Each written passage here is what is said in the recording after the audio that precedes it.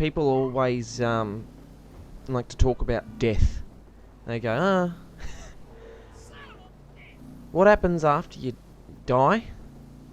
And death, and old death's coming. You know, you got the Grim Reaper. He represents death. You see dead things. You know, things that have died, things that are now dead.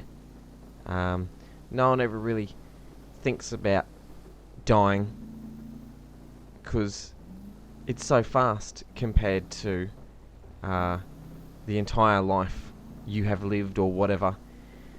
You know, you live your entire life and then you're dead for the rest of time, and the whole dying part is sort of the reason, the transition from one state to another state. And you know, it's usually violent and sad, and there's a lot of emotions around dying that people don't really talk about. But you know what, today I'm going to talk about dying, because you know why. I have a friend, and he showed me a video from the internet, which is truly a dark place. Some parts of it are very dark, and this video was definitely part of that dark area. It showed a man dying at work in quite a brutal way. Now, I'm not going to go into it, but it was slightly disturbing. Enough so that I thought I had to make a YouTube video about it, to tell people about how disturbed I was by this. Now, don't let that go and make you seek out this video, because I'm sure you'll just find a Pandora's box of horror, so to speak. So, I was just thinking about, like, you know, this poor bastard. You know, he went to work that day so he could earn money, so that he could live the rest of his goddamn life. He didn't go there to be like, oh, I'm going to go finish it all up at work today, you know. You know, it was clearly an accident, his death. And I just thought that would be the worst way to go, you know. You spend your whole week, your whole life going, right, well, I got to do these things. I got to go to work, I got to buy food, I got to cook, I got to plan my sleep, I got to plan all that shit that I've got to do tomorrow, so I can do all the other shit in the next coming days, so I can continue to live my life, so I don't die.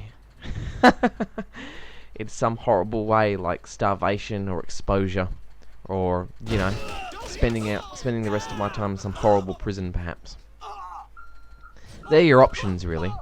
If you weren't concerned about dying, then what the fuck would the point of going to work and feeding yourself and doing all the rest of it would be? You just sort of, I don't know, drink yourself to death until you just went to sleep one day and didn't wake up. But if you weren't concerned about dying, perhaps you don't die. Anyway, the thing is, this poor chap, he went to work, and he had all the money that he'd saved up from all the other times that he'd gone to work, and all the other plans that he had. You know, all the boring shit that he had to do, just so he could live comfortably. And a bunch of money he hadn't spent yet on things that he perhaps wanted. And you know what? He fucking carked it in the most violent fashion at his place of work. I think that's the saddest way to go. What else would be a bad way to go? Something unexpected. I always thought another bad way to go would be like I hate travelling, right? And let's face it, everyone's got a certain amount of anxiety when they step onto an airplane, because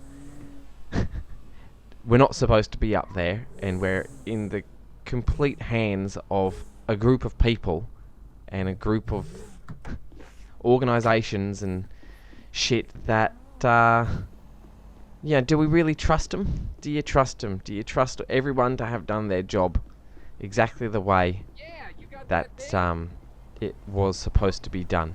Because I don't know if I am, and that's why maybe I get a little bit excited on aircraft.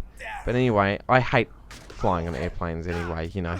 I know it's cliche, but you are stuck in there in a little shoebox sort of place, crammed in with a bunch of other motherfuckers usually, and a bunch of rules and it's sort of a tense atmosphere, so it's unpleasant.